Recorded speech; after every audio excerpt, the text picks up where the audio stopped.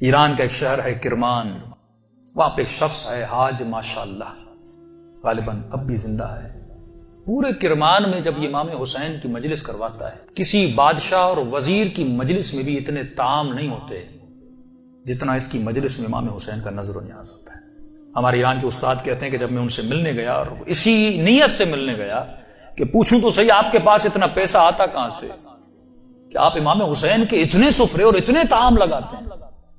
جب ملنے گیا تو کہا کہ بوڑھا سا تھا 70 ایئرز کا، چہرے پہ عجیب نورانیت تھی، اور بیٹھا اور مجھے کہنے لگے کہ آج تک حسین کی میں نے جب بھی نیاز کیا میں نے جیب سے ایک پائی نہیں لگائی، مجھے نہیں پتا یہ کہاں سے آتا ہے، کون دے کر جاتا ہے، کہ پھر بھی یہ کیسے ہوا؟ میں نے آپ کے بارے میں بڑی چیزیں سنی۔ اس نے کہا کہ آج سے تقریباً 50 سال پہلے میرا کام تھا نجاری کا، جو لکڑیاں بناتے ہیں نا، لکڑی کا کام کرتا تھا، اور میری بڑی الفت تھی، محبت تھی امام حسین سے، میری زندگی عشق حسین کے محور میں گھومتی تھی۔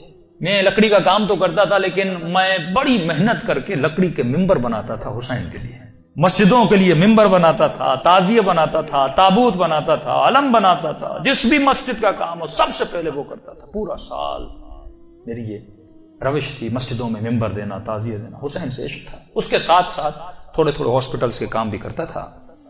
ایک دن کام کرتے کرتے اچانک مجھے اپنی کڈنیز میں بہت تکلیف ہوئی، میں نے درد کو دیکھے اندیکھی کر دی، 2-3 ہفتے گزرے، تکلیف بڑھتی گئی، یہاں تک ایک دن اتنی تکلیف ہوئی میں بے ہوش ہو کے گر گیا۔ مجھے ہاسپٹل لے جایا گیا، ڈاکٹرز نے مجھ سے کہا کہ کب سے تکلیف ہے؟ میں نے کہا 2 ہفتے سے تکلیف پڑ گئی ہے۔ انہوں نے کہا جلدی جا کر اپنی یورین کے ٹیسٹ دو۔ جب یورین ٹیسٹ دینے گیا تو میرا یورین ہی نہیں آ رہا تھا۔ پھر ڈاکٹر نے ایک انجیکشن لگا، کہا آج کے بعد گھر چلا جا، نہ تجھے چلنا ہے نہ تجھے کام کرنا ہے، بس بستر پہ سیدھا ہو کے لیٹ جا۔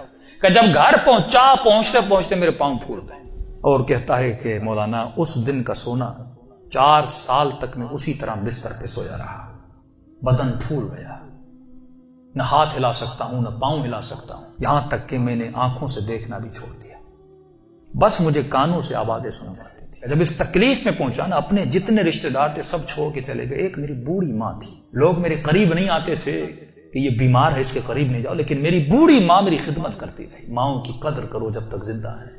کہ اس ماں نے میری خدمت ایسے کی جیسے میں بچہ تھا۔ کہ ایک دن مجھے یہ ہو گئے ہاسپٹل آنا جانا، بدن بہت پھول گیا، کھال بالکل نرم ہو گئی، کہ ہاسپٹل لے جایا گیا۔ ڈاکٹر نے جب مجھے پلٹا تو میری پیٹھ پہ کیڑے پڑ چکے تھے کیونکہ بدن نرم ہو چکا تھا۔ میری ماں ڈاکٹر کو کہتی تھی بیٹے کو پانی پلاؤں، کہتا تھا نہیں، بس چمچ کو گیلا کر کے اس کی زبان پہ رکھو۔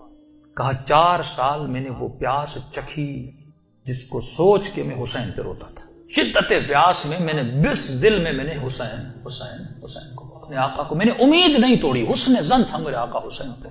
کہ جب آخری دن ہاسپٹل میں گئے تو ڈاکٹرز نے میری ماں کو کہا بس یہ چند دن کا مہمان ہے، اسے گھر لے جاؤ۔ یہ میں نے آواز سن لی اور سنی تو میں رو پڑا۔ میں نے کہا امام حسین 4 سال سے آپ سے امید لگا کر بیٹھا، مولا کیا آپ کا عاشق اسی طرح مر جائے گا؟ دنیا کیا کہے گی؟ حسین کے ممبر بناتا تھا اور حسین نے اسے شفا ہی نہیں دی۔ کہ میری ماں نے گھر کے سرداب میں لا کر مجھے سلا دیا۔ کہ وہ دن تھے محرم کے دن، پہلی محرم ہوئی، میری ماں نے جلدی جلدی گھر میں صفائی کرنا شروع کی اور نیچے آئی کہنے لگی میرے لال محرم شروع ہو گیا ہے، اب میں تجھے حسین کے حوالے کرتی ہوں، میں جاتی ہوں مجلس سننے۔ کہتا ماں یہ کہہ کر چلی گئی، اس سرداب میں سو رہا تھا، 4 محرم کی رات آئی، آج بھی اس کا گھر موجود ہے، سب کچھ ہے۔ 4 محرم کی رات آئی، میں نے دیکھا کھڑکی سے ایک پرندہ اندر آیا۔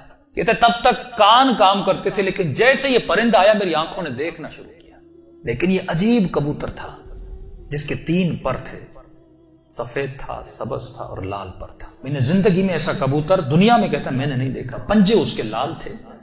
آیا اور آ کر میرے سرانے پہ بیٹھ گیا۔ بیٹھنے کے بعد اس نے کلام کرنا شروع کیا، میرے کانوں میں آواز دے کر کہا تجھے پیاس لگی ہے، کچھ کھاؤ گے، کچھ پیو گے؟ کہا 4 سال سے زبانوں پہ تالا لگا تھا پر اب یہ تالا کھل گیا۔ میں نے کہا مجھے بہت پیاس لگی ہے، اتنے سالوں سے پیاسا ہوں۔ کہ پتہ نہیں اس کی چونچ میں کیا تھا، اس نے میرے منہ میں ڈالا، بس وہ بدن میں جانا تھا، ایک عجیب سی فرحت مجھے ملی۔ پھر وہ پرندہ اڑا اور اڑ کے سامنے کرسی تھی اس پہ بیٹھ گیا۔ اب میں اپنے ذہن میں یہ کہہ رہا تھا کہ مولا حسین اگر تو نے بھیجا ہے تو یہ اڑ کے میرے پاس آئے گا یا میرے بستر کے نیچے جائے گا، اگر تو نے نہیں بھیجا یہ اڑ کے چلا جائے گا۔ اتنا کہنا تھا، وہ پرندہ اڑا اور میرے بستر کے نیچے جا کر بیٹھ گیا۔ کہ بس اتنا ہوا، لیکن ابھی بھی بستر پہ لیٹا ہوا ہوں، لیکن تھوڑی فرحت مجھے مل چکی ہے۔ اب سوچ رہا ہوں یہ پرندہ کون ہے، کہاں سے آ رہا ہے۔ اتنے میں صبح ہوئی، میری ماں نیچے سرداب میں آئی اور اس کے ہاتھ میں رومال تھا۔ پہلے زمانے میں جب لوگ روتے تھے تو ایک رومال رکھتے تھے، کہ جلدی دوڑی دوڑی آئی اور گیلا سا رومال تھا، اس نے اس رومال کو میرے اوپر نچوڑنا شروع کیا۔ تو میں نے کہا کہ اماں یہ کیا ہے؟ کہا یہ حسین کے غم میں جو آنسو بہائے نا تیرے بدن پہ مل رہی ہو تاکہ خدا تجھے شفا دیتے۔ کہ یہ کہہ کر میری ماں چلی گئی۔ جیسے جا رہی تھی میں نے کہا اماں اگر زحمت نہ ہو، ایک کبوتر ہے اس بستر کے نیچے، اگر زحمت نہ ہو اس کے لیے تھوڑا دانا اور پانی رکھ لو۔ ماں نے کہا کبوتر کہاں سے؟ کہا بس رکھ لو۔ کہ ماں آئی اور اس نے نیچے دانا رکھا، پانی رکھا، چلی گئی۔ کہتے غالباً 10 محرم کا دن ہوا، عاشورہ کا دن ہوا۔ میں نے کہا مولا حسین آپ کی عاشورہ بھی آ گئی، اب بھی مجھے شفا نہیں دو گے؟ کہا رو ہی رہا تھا کہ اچانک میرے کمرے کا دروازہ کھلا اور میں نے ایک نورانی شخص کو اندر آتے ہوئے دیکھا۔ کہتا بستر کے ساتھ جو کرسی تھی وہاں آ کر بیٹھ گئے، بس میں نے چہرہ دیکھ کے سمجھ گیا یہ میرا حسین ہے۔ کہتا مجھے نہیں پتا میں نے کیسے سمجھا، لیکن میں نے دیکھا، میں سمجھ گیا یہ میرا آقا حسین ہے۔ کہہ رہا جیسے میں نے امام حسین کو دیکھا، خود کہتے میں نے مولا کا یہ بازو پکڑ لیا اور بازو کو پکڑ کے میں نے حسین کو لپٹنے کی کوشش کی۔ کبھی بازو کا بوسہ لے رہا تھا، کبھی ہاتھوں کا بوسہ لے رہا تھا۔ کہتا جب میں نے ہاتھ دیکھے نا تو مولا کی انگلیاں کٹی ہوئی تھی۔ میں نے کہا میں قربان جاؤں میرے آقا، 4 سال سے انتظار ہے، میری جان آپ پہ فدا مولا، اتنی دیر لگا دی اپنی زیارت کر۔ امام حسین نے اپنا ہاتھ میرے سر پہ پھیرنا شروع کیا۔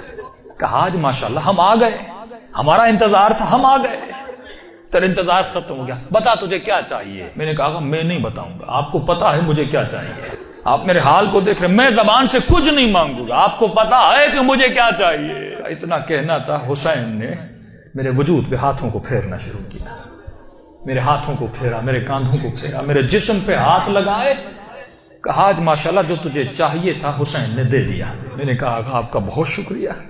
کہ مولا میں نے ایک نظر کی تھی۔ کیا کی تھی آج ماشاءاللہ؟ مولا میں نے نظر کی تھی اگر آپ مجھے شفا دیں گے میں 10 دن آپ کا نیاز کروں گا، 10 دن مجلس کروں گا اور 10 دن آپ کا نیاز کروں گا۔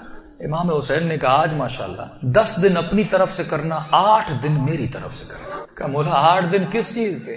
کہا آج ماشاءاللہ 10 دن تو حسین کے لیے کرے گا اور 8 دن میری طرف سے میری اماں زہرا کے لیے کرے گا۔ کہتا یہ کہہ کر حسین چلے گئے اور جب چلے تو میں رونے لگا۔ اتنے میں وہ پرندہ بستر کے نیچے سے نکلا اور اس نے پرواز کرنا شروع کی۔ کہتا مجھے نہیں پتا وہ پرندہ پڑھ کیا رہا تھا، حسین آواز میں کچھ کہہ رہا تھا۔ آواز سن کے میری ماں دوڑتی ہوئی نیچے آئی، اسی نیچے آئی، لیکن دہشت اتنی تھی اس آواز میں، میری ماں اندر نہیں آ رہی تھی، پیچھے سے کہہ رہی تھی ماشاءاللہ یہ کمرے میں آوازیں کیسی ہیں۔ میں رو کر کہہ رہا تھا اماں اندر آ جاؤ، حسین نے مجھے شفا دے دی۔ یہ بوڑھی ماں دوڑی دوڑی آئی، کبھی دائیں دوڑ رہی ہے کبھی بائیں دوڑ رہی ہے، کہاں ہے میرا آقا حسین؟ کہا میں بستر پہ بیٹھا تھا، وہ سوجن ہر چیز ختم ہو گئی، کہ یہاں تک وہ کبوتر پرواز کر کے چلا گیا۔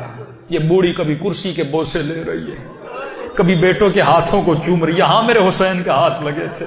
روتی ہوئی جب صحن میں آیا، ہمسایوں نے سمجھا یہ مر گیا ہے، دوڑے دوڑے آئے کہ ماں رو رہی ہے، شاید بیٹا مر گیا، لیکن جب پہنچے کیا دیکھا، اسے حسین نے زندگی عطا کر دی تھی۔ عزیزو جب یقین ہو نا، یقین نہ ٹوٹے، جب اہل بیت پہ بھروسہ